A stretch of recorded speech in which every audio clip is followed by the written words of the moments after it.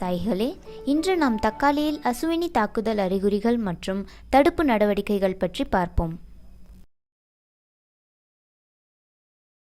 அசுவினி தாக்கிய இலைகள் மஞ்சள் நிறமாக மாறிவிடும். இலைகளின் கீழ்ப்பகுதியில் அசுவினிகள் கூட்டமாக காணப்படும். தண்டின் மீதும் அசுவினிகள் காணப்படும். கதிரின் மீதும் இரும்புகள் காணப்படும். அசுவினி வெளியிடும் தேன் துளி போன்ற கழிவுப் பொருட்கள் இலைகளில் படிவதால் அதனை எறும்புகள் உணவாக எடுத்துக்கொள்ளும்.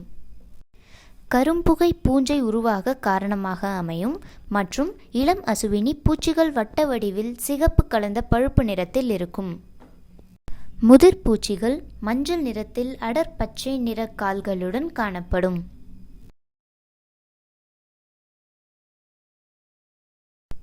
துணை பயிர்கள் அல்லது அசுவினிக்கு எளிதில் ஈர்க்கக்கூடிய பயிர்களை வளர்க்கவும். அசுவினியை தாக்கக்கூடிய பொறிவண்டு, கண்ணாடி இறக்கை நாவாய் பூச்சி, குளவி போன்ற பூச்சிகள் விரும்பும் பயிர்களை வளர்க்கலாம். களை இல்லாத வயல்களை பராமரிக்க வேண்டும். எறும்பின் மேலும் அசுவினி தொற்றிக் கொண்டு பரவக்கூடும். எனவே எறும்பின் தொகை குறைந்தால் அசுவினியும் குறையும். வயல்களில் ஒட்டும் பொறிகள் பயன்படுத்தினால் அசுவினிகளை எளிதாக ஈர்க்கும்.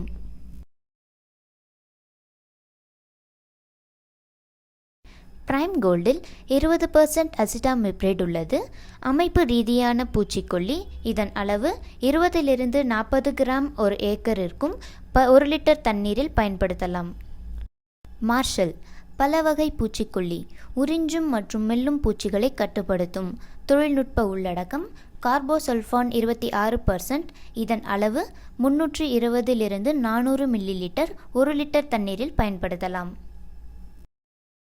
டாட்டாஃபென் பூச்சிக்கொல்லி 20% குளோரோபைரிஃபாஸ் உள்ளடக்கியது. இது தத்துப்பூச்சி, காய்த்துளைப்பானிடமிருந்தும் பச்சை புழுக்களிடமிருந்தும் பயிர்களை காப்பாற்றுகிறது. இதன் அளவு 2 மில்லிலிட்டர் 1 லிட்டர் தண்ணீரில் பயன்படுத்தலாம். வேளாண் நிபுணர்களிடமிருந்து விவசாயம் பற்றி மேலும் அறிய kisanvedika.bigheart.com. நன்கு அறிந்த விவசாயி ஒரு திறமையான விவசாயி என்பதை நினைவில் கொள்ளுங்கள். பிக்ஹார்ட்டின் தயாரிப்புகளில் ஏதேனும் ஒன்றை வாங்க விரும்பினால் கீழே உள்ள இணைப்பை கிளிக் செய்யவும். மேலும் அறிய எங்கள் கட்டணமில்லா எண்ணான 180030002434 எங்களை அழைக்கவும் அல்லது பிக்ஹார்ட் பயன்பாட்டை பதிவிறக்கவும். வீடியோவை பார்த்ததற்கு நன்றி.